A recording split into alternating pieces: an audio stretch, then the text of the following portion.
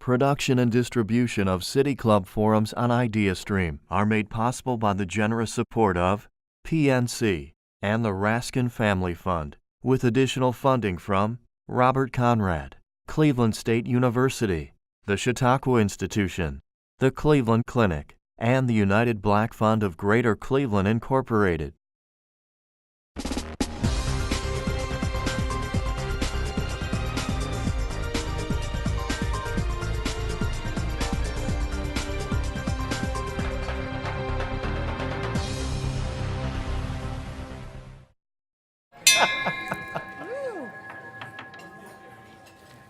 Good afternoon, everyone, and welcome to the City Club of Cleveland. I'm Jennifer Coleman, Senior Program Officer for the Arts at the George Gunn Foundation, and of course, a very proud City Club member.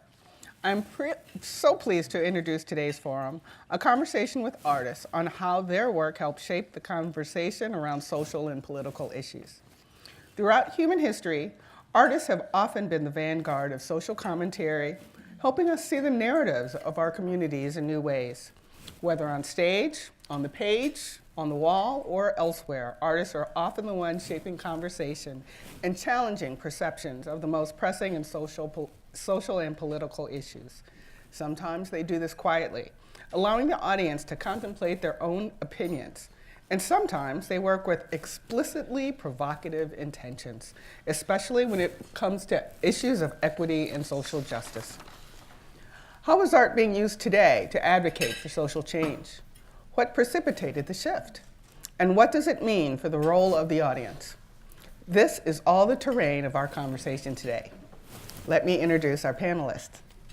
Donald Black Jr. is a local artist, muralist, and educator. Some of his most widely seen work has been the murals at the Harvey Rice branch of the Cleveland Public Library and in Ohio City during last year's Creative Fusion Murals projects. A graduate of the Cleveland School of the Arts and Ohio University, Mr. Black is a founding member of Acerbic, an artist collective whose mission is to promote arts education and consultation on how arts education and organizations can reach diverse audiences. Leila Buck, at our end, is a writer, actor, and intercultural educator, a State Department speaker, specialist, and cultural envoy. She has worked with the UN teams to craft and perform stories of refugees globally. She wrote the play American Dreams, which is premiering tonight at Cleveland Public Theater. We also have Tamilla Woodard. Tamilla, sorry.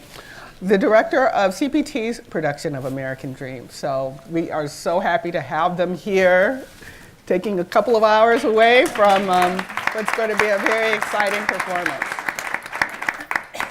She's also the co-founder of Popup Theatrics, a partnership creating immersive theatrical events around the world and in collaboration with international theater artists. Lastly, Rebecca Martinez is an ensemble member at Sojourn's Theater, an award-winning ensemble theater company comprised of 15 artists who live in 8 cities and make performance together around the nation.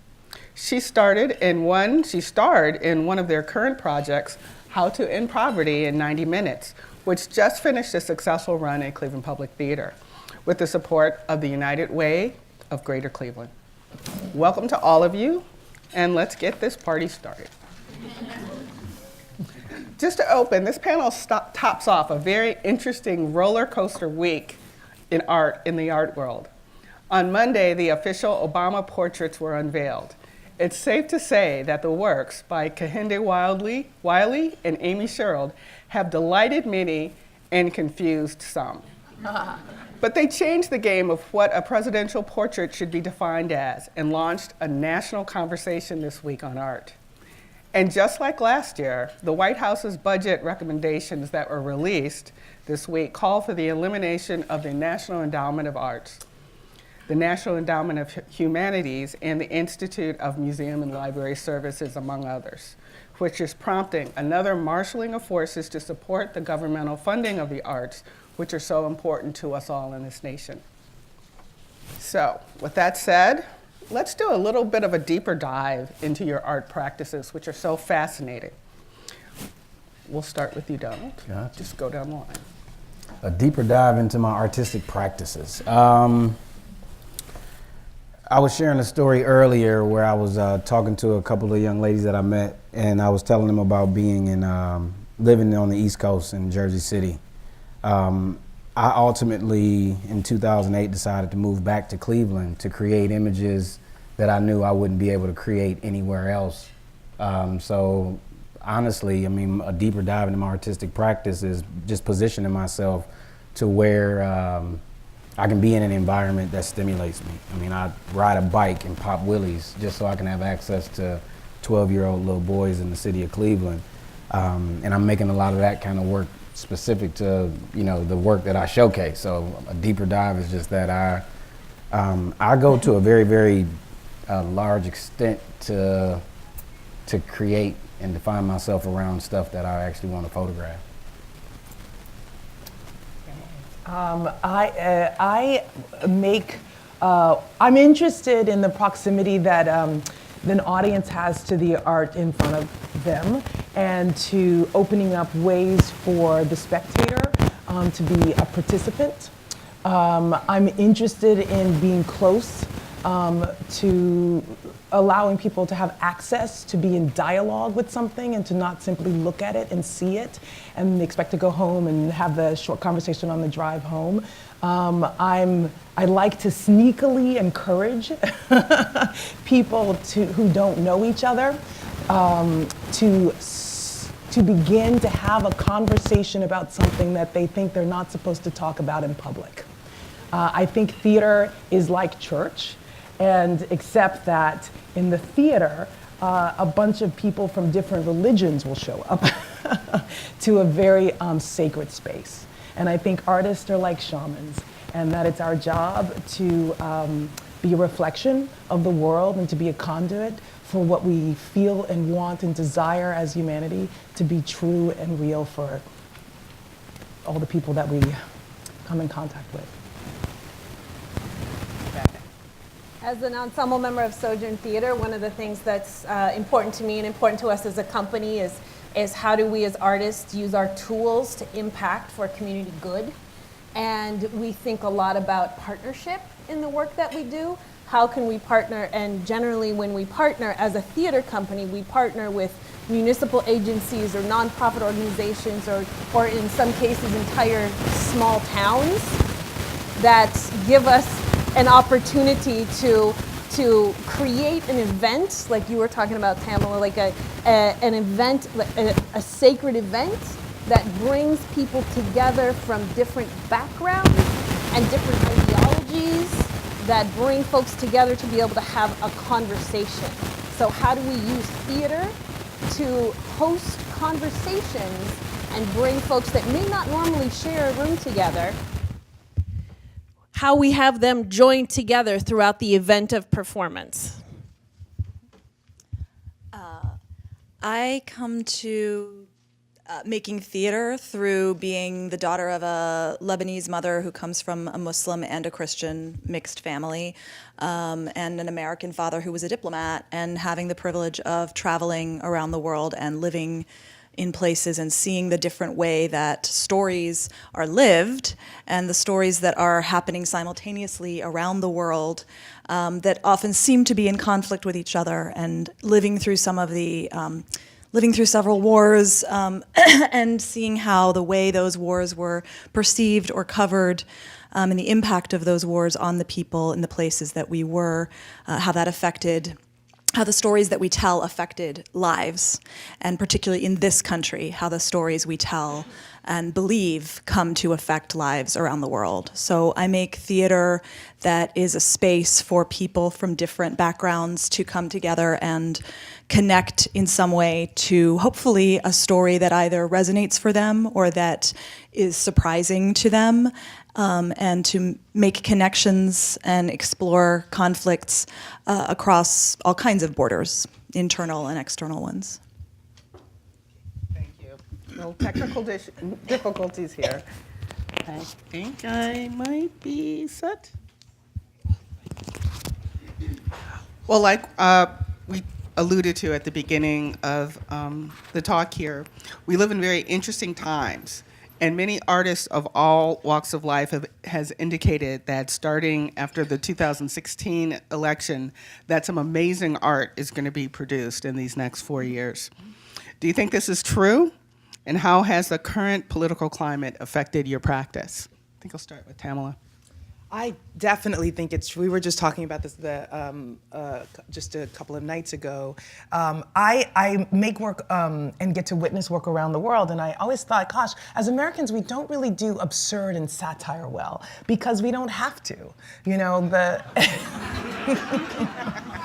and then suddenly it became, you know, I was in Cuba like two or 3 years ago and watched this amazing theater company do a beautiful solo clown show that was a satire about Castro. No words, 2 hours long, people falling out of their seats. And I thought, why is it that how do they get to this? And it's because there's a desire to have a dialogue, to have a conversation, but you don't know who you're talking to. And you have to figure out how to have simultaneous modes of a conversation happening at the same time, so that artists are able to reach the people that they're talking with. And suddenly, the environment for satire was born, you know, just a few months ago. And I've been watching people figure out how to tell a story or to invite people to a conversation in a way that is actually, there's lots more comedy, I think, coming out. There's a lot of sci-fi. There's a desire to take ourselves out of what we think of as realism and enter more into, to shine a light onto how we are feeling, which is sometimes displaced, depending on, you know, where you are, sometimes without the kind of vocabulary that was useful before, without the same kind of color palette. And I think it's an extraordinary moment to be an artist, to find a way to be in dialogue with the current world. I think I often cringe when I hear the idea that, you know, a couple years ago, things started to shift and change because ultimately what I've been experiencing is the landscape starting to recognize a conversation that's already been being had for a very long time. And I think the cringe that I often feel is it's almost like this denial of my reality to think that when Donald Trump became the president, that's when everything started going wrong. The way the landscape seems to change, in my opinion, is it's almost as if there's a new sense that people are awakening to, and they're able to see things that people have been talking about and been saying and been creating for the first time in a startling way. I get to observe that process as a spectator, and I enjoy observing it because I feel like people are starting to become a little more aware of what I would call my reality. Being a black man in America in 2018, not really perceiving that as too different from being a black man in America in the 1960s. So the landscape is changing. I feel like I've been training for this war that I find myself a part of. And I often laugh at watching people kind of scramble, you know, in panic, like everything's going to be best up now. So that's kind of how the landscape has really started to change and affect me as an artist. Leila. Piggybacking on those things, I don't feel like it's changed my artistic practice for the reasons that Don was talking about. But I do feel that there's a sense of empowerment and urgency in what we're doing, and an awareness of the importance and need for these things in a broader spectrum of people. So my hope is that it means more people will come to things like theater, have a hunger for things like particularly political theater, as people like to call it, although I don't necessarily subscribe to that term. I think most things are political depending how you look at them. Every story you tell has politics to it, whether you realize it or not. So I think, my training is in the work of Augusto Boal, who had theater of the oppressed and worked a lot with different communities and used theater as a rehearsal for revolution. The idea being that it's a space where you can actually practice how you respond to situations in life. You can practice that in how you write about them, you can practice that in how you perform them, direct them, design them, and then experience them and what you respond to in traditional theater. And there's, of course, some of you may know, Boal's work, many other techniques to do that. But I think we're seeing more people exploring those kinds of uses of art and the way it allows us to connect beyond the dichotomies and the rhetoric that we get so trapped in moments like now, and go to the heart of, to me, the crux of most issues is that place where it's hard for you to have that conversation with someone you love. And if you can approach that border, to me, that's where hope lives, and I think that's a space that art lives in too. So. And in this past year particularly, I've been thinking even more about audience. Who is in the room? Who is not in the room? Who do we want to have in the room? Who do we want to have to be part of this dialogue and this conversation? And I've been, as an independent artist, I've been in a lot of rooms with artists making really fierce, provocative art that is speaking very strongly, and I look in the audience and it's artists who are enjoying that art. And my question is, who do we need to have in this room to hear and listen to us, and who are we trying to reach out to who we've been challenged by? And with Sojourn Theater, this is something that we're constantly thinking about, like how do we bring in a complex audience, a group of people from different diverse backgrounds, and it's a challenge. It is very hard, and I feel like especially in this time where we're in a nation that is very polarized. Like, how do we as artists use our tools to bring people in so that we can have folks hearing and seeing and engaging with each other and using art as the tool that brings us together? Can I add one thing to that? Sorry. That just makes me think of something I will say does feel different, certainly in the theatrical landscape over the last year or so, is more people, whether it's just from the pressure around them or a genuine desire, more institutions actually thinking about questions of equity and privilege in their work, in their own makeup, in their audiences, in the access people have to their work, and how the way you shape it impacts that. So I think that is something that's happening that's important, whether it's, whatever reason it's happening for, it needs to happen. And also people that have been making work outside the traditional theater, I think more people are validating the need for that it isn't, suddenly it's not, you don't just want to be at the fanciest theater wherever you are that only a few, that a relatively privileged few can come to in many cases, that there's a validation of going outside traditional structures to actually be in spaces and create spaces where there's a broader dialogue possible. I think Cleveland Public Theater has two innovative productions this season with How to End Poverty in 90 Days and The American Dreams. And they engage the audience in unique ways of starting the conversation about what an audience really is. And they tackle issues that are just at the forefront every day, every hour of every day, which is immigration, poverty, race.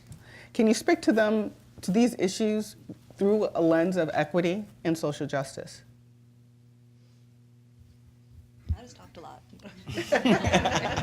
Well, I'll talk about how to end poverty in 90 minutes. We don't need 90 days, we just need 90 minutes. No, just kidding.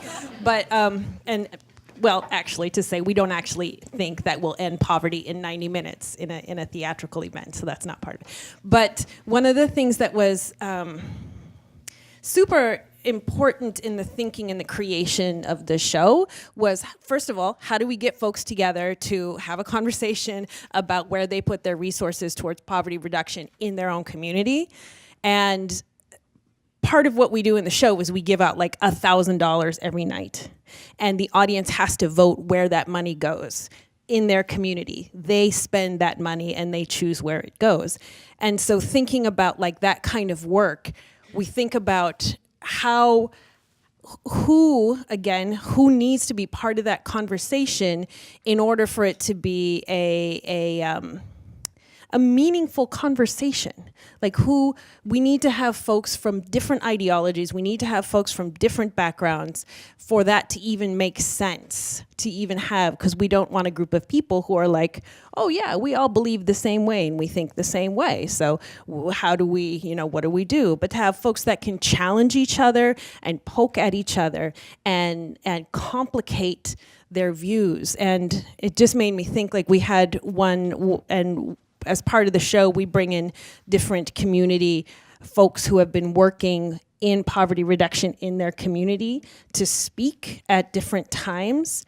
And there was one speaker, and I don't remember who it was, Raymond, maybe you can help me, but I remember at the end of the night, she came and said, I actually am unclear about my feelings now because, and how I would choose to go about reducing poverty and fighting poverty, because of the voices in the room have made me think about so many different ways and so many new thoughts that I am thinking in a new way. And so to be a part of that, and to, and we're the container. We are just the container.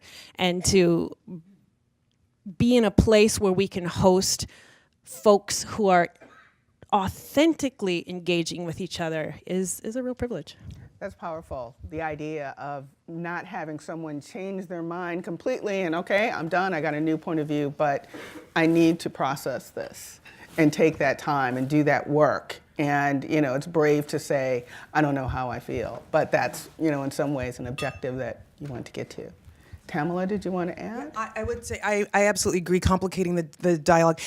I always say in our what we're doing is creating a drama inside of the audience themselves, and they're having the theater's happening in them, and we hope that we're creating an hour and a half where they have one idea, then they have a different idea, and they have a different idea, and they have a different allegiance, and they come out understanding that it's really easy to say that you are this or that, but it is actually not true.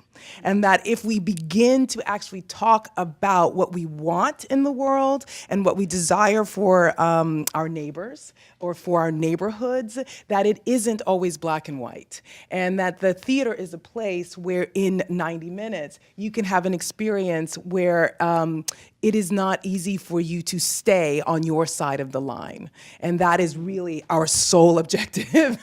I don't care what side of the line you end up on. I just want you to approach the demarcation, at least. And see it. Yes. Just first identify what it Yes. is. Okay. We talked a little bit, I wanted to talk a little about that idea of the interactivity and really challenging the audience, because it seems that, and this also goes to visual arts, is what is an audience these days? Between theater and having this very rigorous thought process that's going on, or participation, as it is with your productions and others that we're starting to see in Cleveland, versus the traditional, I'm coming in and I'm thinking, I'm having something happen in my brain, but also things are going sort of beyond that in some cases. So, and also an audience in terms of visual arts. And who is your work for? What do you want them, other than what we've talked about today? Sort of what is your ideas about what an audience is and how it's changed? So, Don, why don't you start it off? When I'm thinking about the audience conversation, I find myself, my development in art was I would say I was in a formal art education setting, starting at the 4th grade. And what I noticed is, as I took a ride from the southeast side of Cleveland, the Kinsman, Harvard, Miles area, I would ride the bus and I would notice how I didn't really see much in my neighborhood representing murals and art. And as I got closer to University Circle, I would start to see art investment getting closer to Buckeye. By the time I'm at University Circle every day, I'm surrounded by the world of art.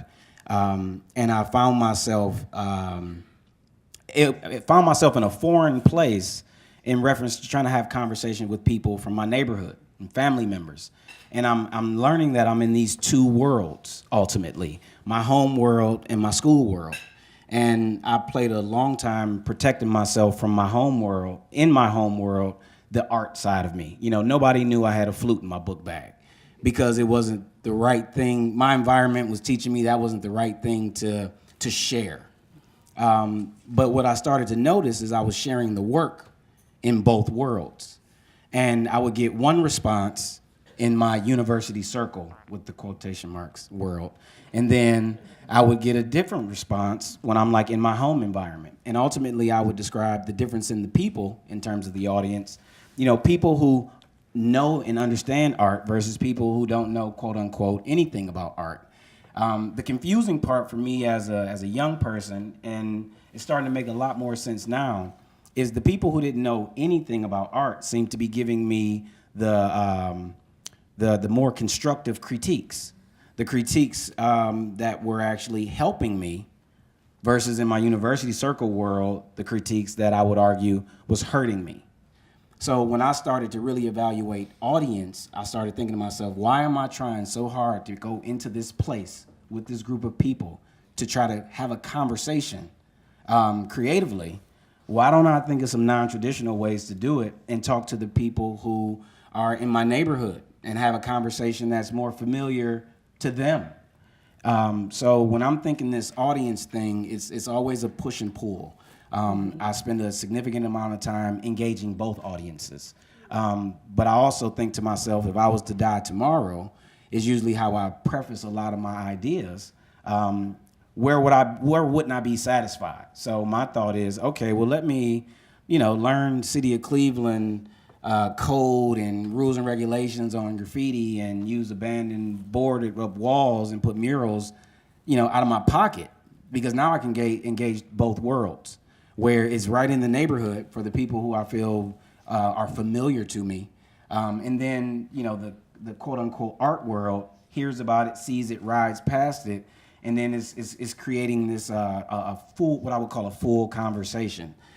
So I'm always thinking about audience, because that's what the first thing they tell you, one of the most confusing things they tell you when you go to school for art is who's your audience. And you're like, well, what do you mean? Everybody I show is my audience. Then these ideas start to manifest, and you're like, oh, I'm having a conversation. Oh, you don't know the conversation. Oh, you do know the conversation. And then it's like, oh, okay, so now that I know that some people speak the language, some people don't, I would argue that me really trying to figure out my audiences has helped me communicate a little more intentional when I'm talking through some of the work that I'm making. Fantastic. Well, just as we're getting going, it's time to do the mid-forum announcements for everybody. We are on a schedule. So today we are enjoying a Friday forum with artists on how their work helps shape the conversation around social and political issues. We've heard from Donald Black Jr., an artist and educator, Leila Buck, the author of American Dreams, Rebecca Martinez, an ensemble member at the Sojourn Theater, and Tamilla Woodard, the director, producer, and co-founder of Popup Theatrics. I'm Jennifer Coleman, the Senior Program Officer for the Arts at the George Gunn Foundation. Right now, we're about to begin the audience Q&A. We welcome questions from everyone, City Club members, guests, students, or those who are joining us via our radio podcast, webcast, or Facebook Live video. And don't forget Twitter. If you'd like to tweet a question to us, please tweet it at the City Club, or leave your question in the comments section of the Facebook Live. And our staff will try to work it into the program. So holding our microphones today, our Membership and Customer Experience Manager, Corey Isler, and Youth Forum Council Chair, Tiolu Orisanya. May we have the first question, please? Good afternoon. This is such a wonderful topic. My name is Merle Johnson. I'm a member of the State Board of Education.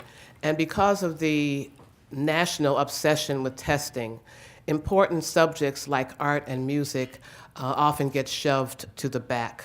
So my question to you is, do any of you share your talents and your gifts with school children? And if you do, could you please talk about how they respond to you? Okay, probably yes, and yes. So who would like to expand?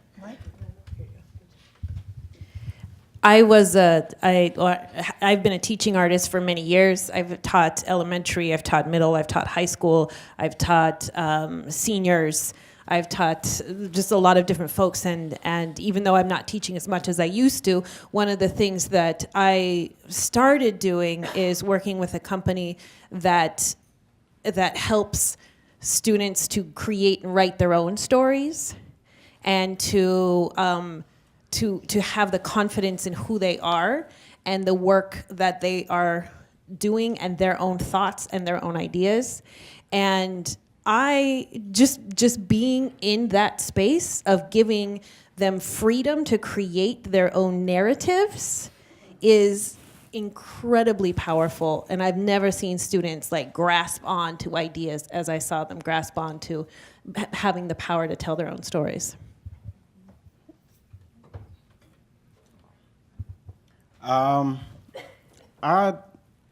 I realized that I've been holding art classes for young people since I was about 6 years old, where I was the quiet kid who was good at sports, who didn't really care to play sports, and I watched all of the kids run around, and everybody found themselves running up to my sketchbook trying to see what Donald is doing. So I learned at a very early age that people were kind of really paying attention to what I was doing, and I was always making art. So I would hold class with my cousins, and I would go step by step and teach them how to draw.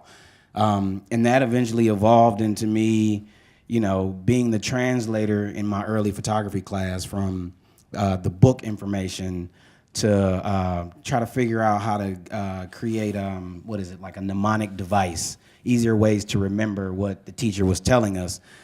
So I've been playing this role as the translator and educator of art for a very long time. And part of my move back to Cleveland had to do with me working with young people I was working at Bank Street College doing an after-school program, and then I was being invited to participate in Cleveland's Artwork summer program. And ultimately, I taught kids chess, screen printing, and photography, and kind of made that all make sense together. And I had a parent send me an email and said, "I don't know who you are or what you said to my daughter, but..." In a good way, in a good way. That's not my perception creating that. But me and my family sat and went through your website for about an hour, blown away by your artistry and all this other stuff that I could never even really remember what was being said. But it was like, oh, wow, I'm supposed to move back to Cleveland. I would argue that a huge reason why I decided comfortably to move back to Cleveland was because I felt like I was a quote unquote, or being told that I was a special kid and that I could make it out and that sort of thing. And I started to really think about like, oh wow, the young people in the city that I'm from don't have me in it, and they seem to need me as much as I seem to really need them.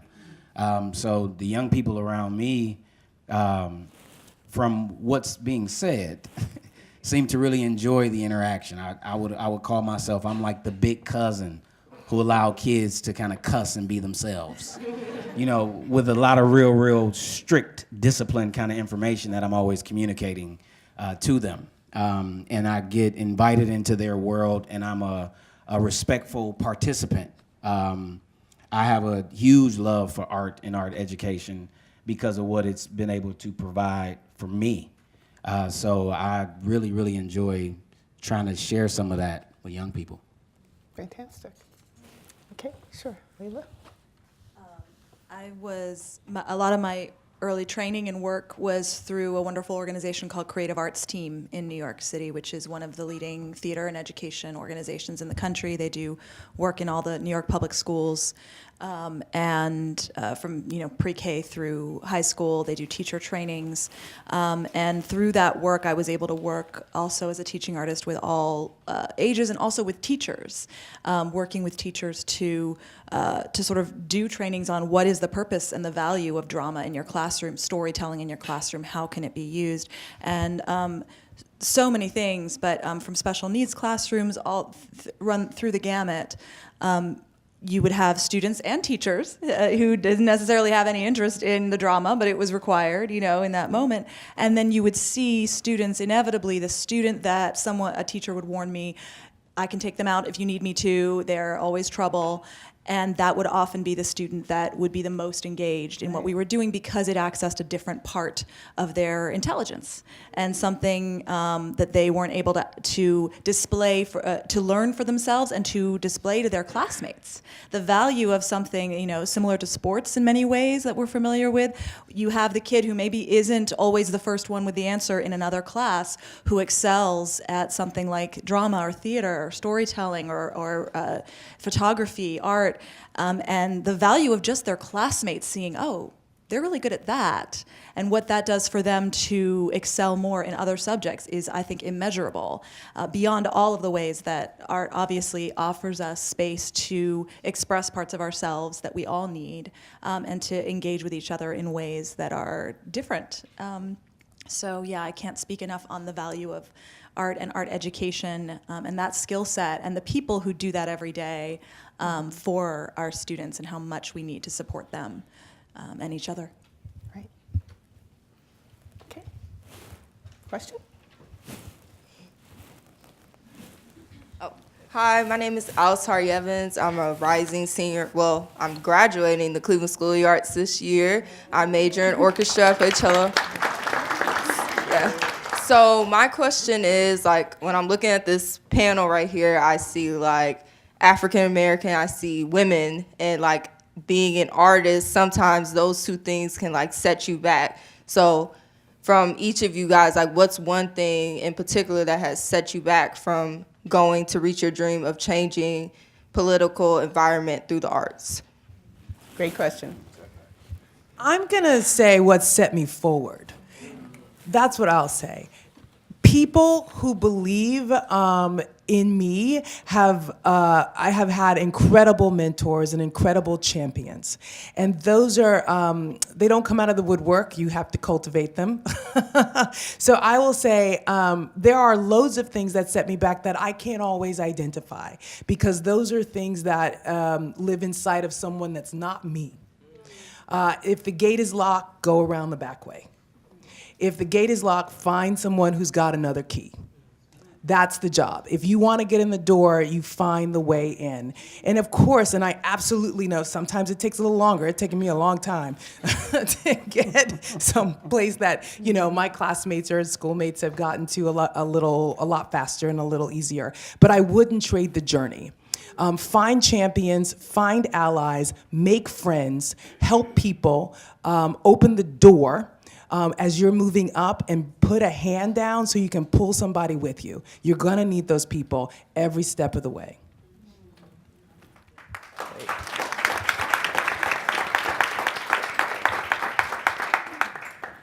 I think I would kind of second what the point you're making. I don't identify setbacks. I'm a firm believer of, it's not over until you stop.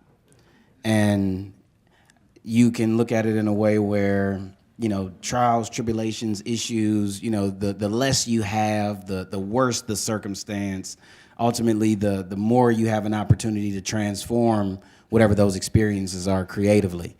So it's kind of like I got a couple friends who are painters who come from what people would call privilege, and they say things like, well, I'm trying to figure out what to paint, other than these golf courses. And I'm like, dude, we would pick and say, you need to go get hit by a car. Because what happens is, in turn, when you, without the experiences, you almost, you seem to have a harder time figuring out what to say and where to pull this creative energy from and what to apply it to. So I would second the idea of the quote unquote setbacks. It's perception based. It's how you see it. I have a lot of experiences in my life, and I just remind myself that they make the story better. Ultimately, they become war wounds. They become patches on your armor of being an artist or whatever it is you're pursuing. So it's all in your mind if it's a setback. Just one thing to add to that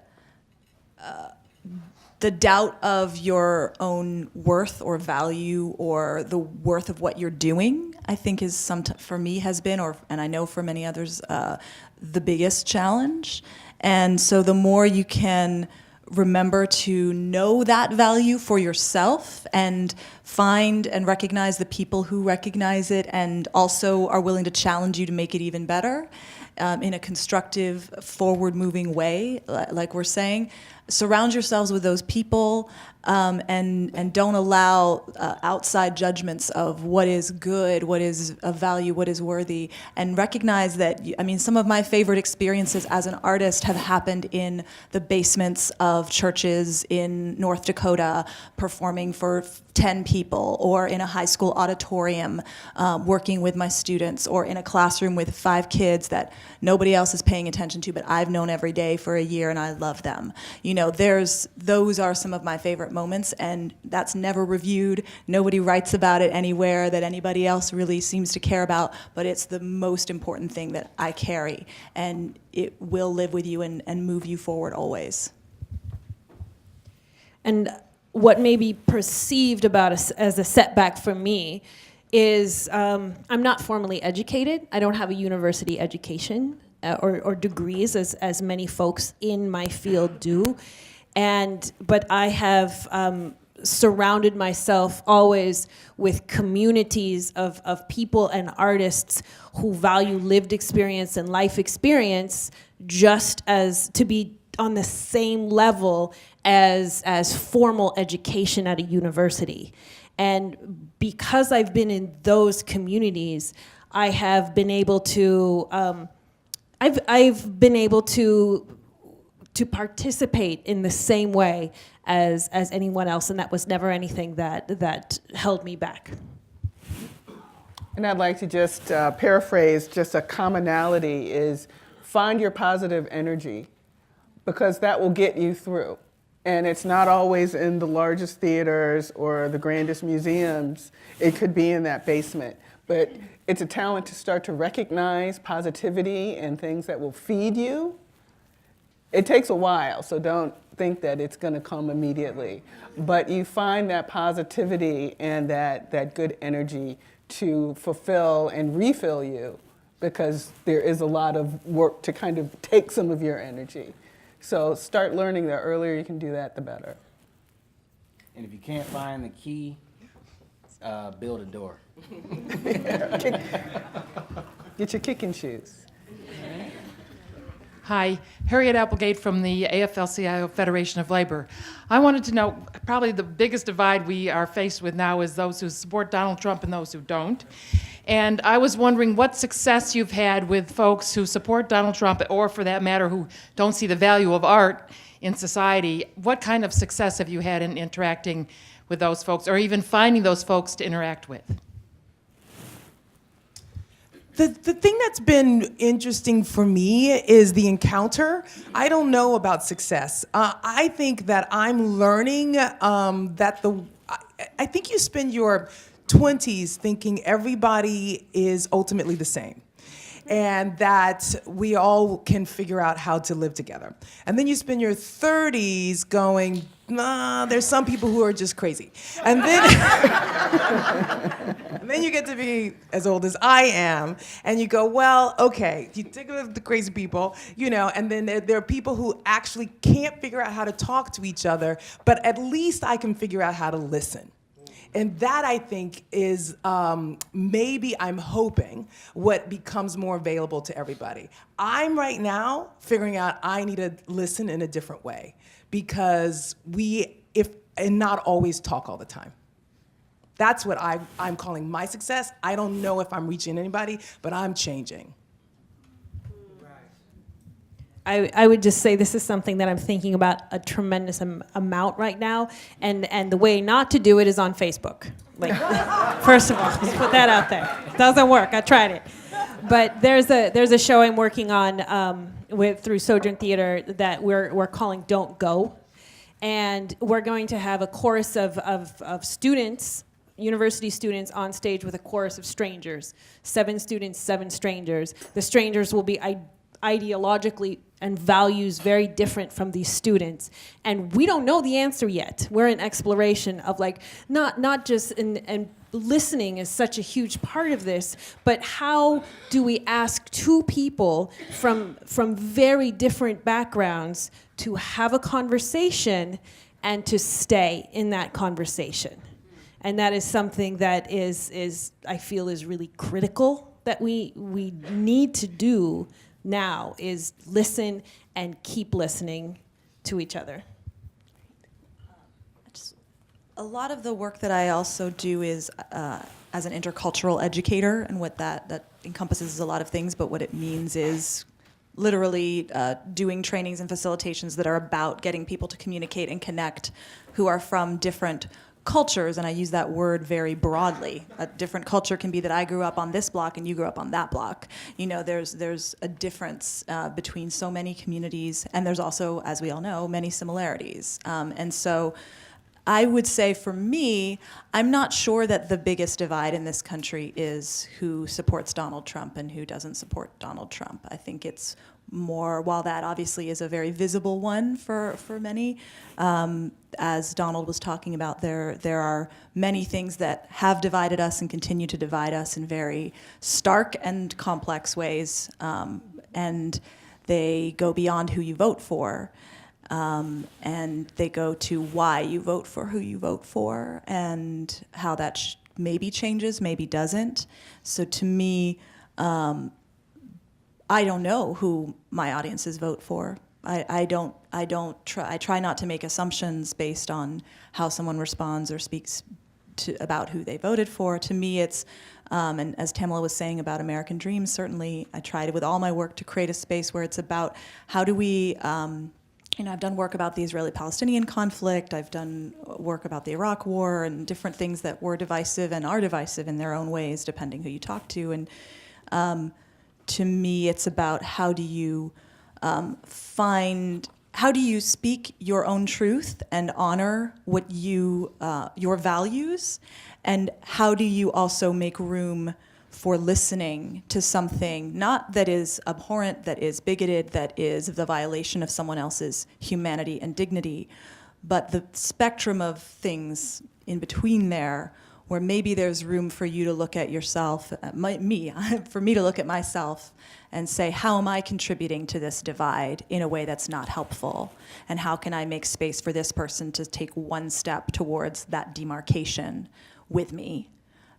Without sacrificing what is integral to the values that I hold most dear, and to the dignity and rights of everyone.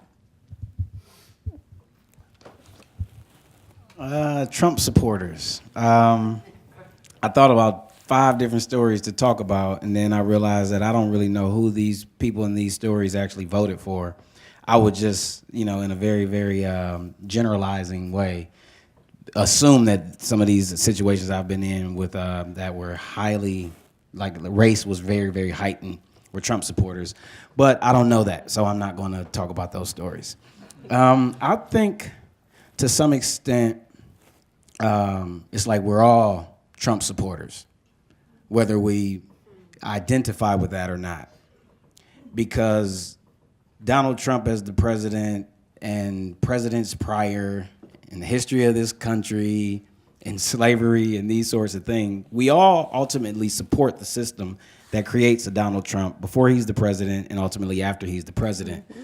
So if what happens is it's like the wrong person got the microphone. I mean, it's like, they gave the wrong person a whole lot of money. I mean, it's in my perception says Donald Trump. I equate Donald Trump with like Kanye West, where it's a lot of truth to learn from what's being said that has nothing to do with what's coming out of their mouth. And if you really, really think about that, it's having to, my experience has been having to figure out how to translate all these different languages, code switching in all these different environments. So when Donald Trump makes a comment and is directed towards African Americans in this country, I'm annoyed that we're African Americans, for one. So when he makes a comment, it's like, well, that's kind of real, even though, you know, it's like, dang, you really said it on the mic. But, you know, in a similar way that I would say, like something that a Kanye West might say. It's like, wow, he actually said it. This person is going to lie to you to your face about it and do it behind your back, and then you will learn what they really meant. And Donald Trump might be he's like the opposite of that. So, I mean, I'm gonna close this. I'm saying I think we all kind of support it because we support the system that creates them. Very good. Hi, my name is Jacob Watson. I go to Cleveland School of Arts, and I'm a senior. And you spoke on the arts in the classrooms, and I want to know, how would you motivate those who are graduating from school who are financially or inspirationally inept to follow through with these things? Financially or inspirationally at a deficit? Okay. Well, financially, here was my strategy. The school the furthest away from where you live gives you the most money. Because they want the demographics of having someone like you on their campus. So look far away. Be willing to leave home. That's what I say. Be an adventurer. That's a financial strategy. An inspirational strategy is what I would, you know, the people who inspire you right now at that table, you know, be in contact, use each other. Just use each other. My favorite teacher, my hardest favorite, one that I hated and loved at the same time, he used to say, steal from each other. And I would say that, steal from each other, steal love, steal inspiration, steal ideas. The way they manifest through you is going to be different. I just want to say one thing. I think you used the word inept. Am I right? Just, I would offer to you, I don't imagine that you're inept. And so that is a word that my wish for you would be to erase from your association with yourself. And I say that because it's something we all, I think many of us, have to do to move forward in the ways we want to. You are not inept. You are ept. You have all the capacity that you need to do the things, to find the door, to kick it down, to go around the back way, to find the key, to make the key, and then, you know, all these things you have. And if you don't have it in a certain moment, because we all have those moments, whether it's financial, whether it's inspirational, whether it's something else, somebody around you will. And the ability to be smart about who you're vulnerable with, I think, is a real asset as an artist and an activist in anything that you do. You know, being vulnerable takes a lot of courage. You know, just make sure you're vulnerable with someone who deserves that honor, and you can rise through anything you need. Start to think about what you want to do, and try to start to come away from the idea of what you want to be. Because for me, as a kid trying to transition into college and which direction I was going to go, you know, the school environment was kind of teaching me I had a small amount of options, you know, and those come with dead, in jail, military, you know, and that list is like, well, dang, like, these are my only options. So what I was always trying to figure out is what I wanted to do every day, because I felt like I was around a bunch of adults who were doing things every day that they hated. So, and that was them, in my mind, them trying to figure out what they wanted to be when they grow up, you know, which is this conversation that they sell you when you're in school. You think about what you want to do, and then you just think about the experiences you can create for yourself that go in the direction of what you want to do, not what you want to be. So, you know, so if it's money, if it's finance, I mean, if you're in the best field because you're an artist, and an artist, one of the artist's jobs is to figure it out, you know, creatively figure it out. I mean, if you play an instrument, if you're a performance artist, you're a visual artist, be as creative on figuring it out in life as you are with whatever the creative medium is that you aspire to use.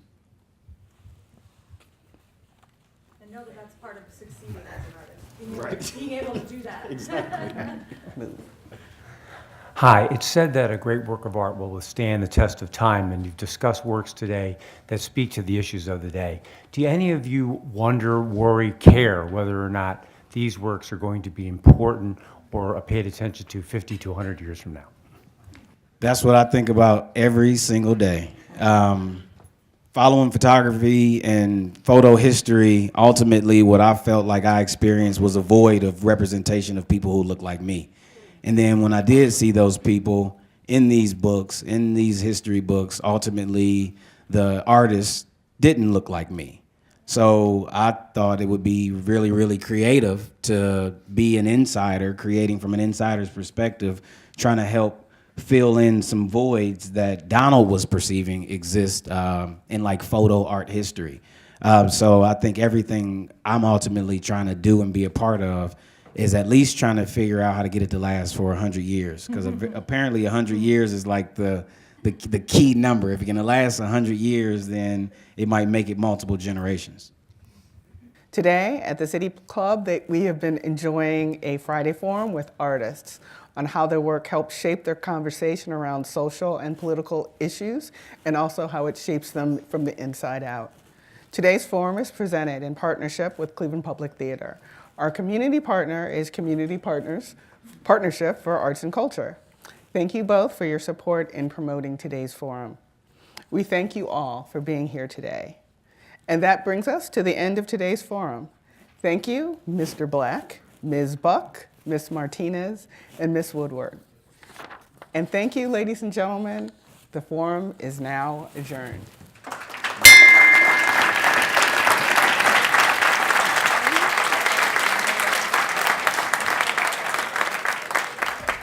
For information on upcoming speakers or for podcasts of the City Club, go to cityclub.org.